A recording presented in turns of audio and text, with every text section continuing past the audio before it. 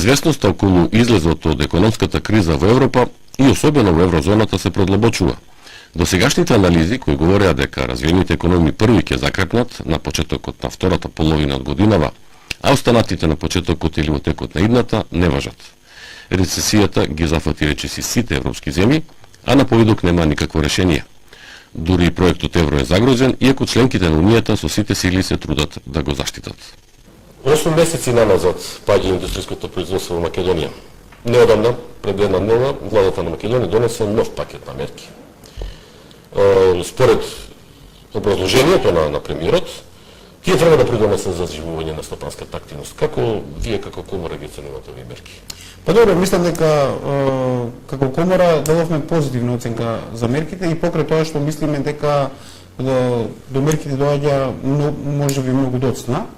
С оглед на тоа дека ова е третиот пакет на мерки за подобрување на економската состојба во државата и претходните два во значаен дел има одраз на економијата. Така да секој пакет на мерки кој има за цел подобрување на економската состојба во државата го поздравуваме, а за ефектите на него би разговарале дури кога ги видиме директните ефекти. За одреден дел на мерките цениме дека се повеќе од декоративна природа, меѓутоа за еден значаен дел од мерките цениме дека има суштинско значење, особено оној делот каде што се говори за зголемување на кредитниот капацитет на Државната банка за поддршка на развојот, која би можела да биде покренувач на и заживувач на прилично смирениот пазар на капитал во Република Македонија.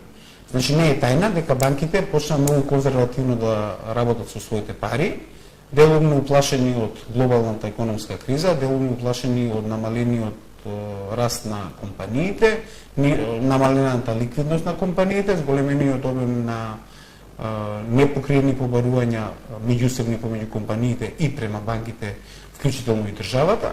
Така да банките почнаа исклучително конзервативно да делуваат.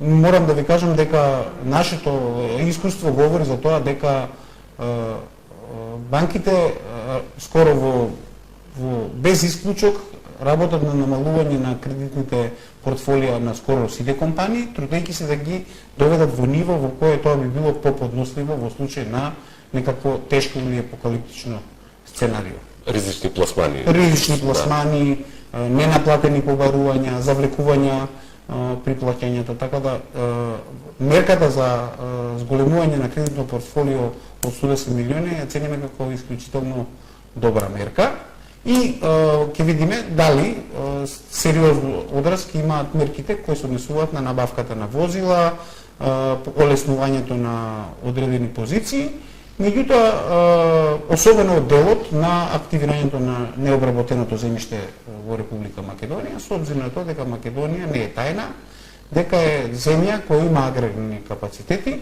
и би можела да понуди повеќе производи и за тоа веќе неколку пати говоревме дека Македонија мора да се потруди да најде најефикасен метод за искористување на својот агропотенцијал. Зборуваме дека 8 месеца паѓа индустријското производство, 8 месеца наназад. Бизнес заедницата постојано обара да се зголеми извозната активност. Компаниите ще се повеќе да извезуваат. Како да се сега спојат овие две контрадикторни работи? Намалено индустријско производство, зголемен износ. Се работи за исклучително комплициран метод и мислам дека токму заради тоа владата се определи за поагресивна и подинамична политика на посета на пазарите кои би може да бидат наши нови бизнис партнери. Токму во една пригода разговаравме на таа тема дека уште пред 2 до 3 години сигнализиравме дека државата треба директно да се вклучи во промоција на државата како добра дестинација за водење бизнис.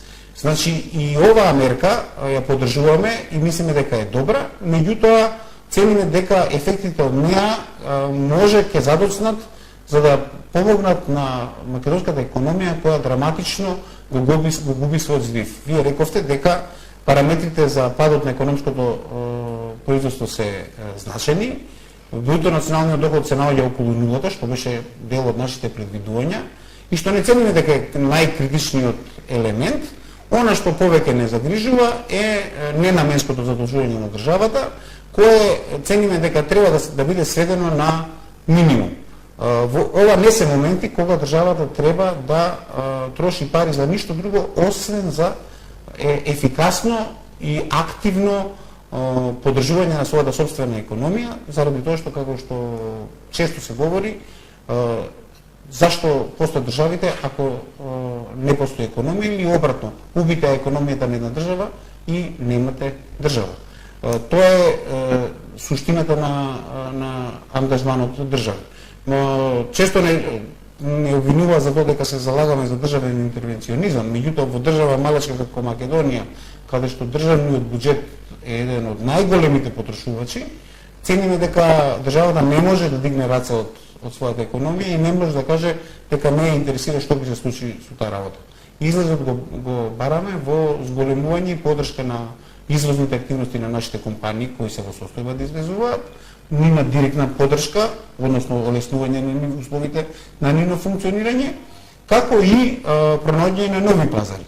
Она што е сега веќе јасно, дека ако во минатото македонската економија беше таа која треба да се реструктурира само за да влезе во тој пакет, сега е веќе јасно дека не само ревизијата на македонската и реформата на македонската економија е битна, туку и анализата на кои пазари треба да се пристапи, со обзир на тоа дека некои чудно стабилни пазари почнаа да покажуваат исклучителни знаци на слабост и да значат повлекување и на нашата ваква каква е економија во надолен пат. Да, иако тоа се крие од јавноста, посебно од европската јавност, ние ниту европската, ниту нашата јавност е запознаена кои се земји се влезени во рецесија, во рецесивни процеси. Сега се зборува дури и за некои многу јаки и стари развиени економии. Знаете, Италија е познат пример, од Франција, не се знае Германија што ќе биде со неја и така натаму, Австрија.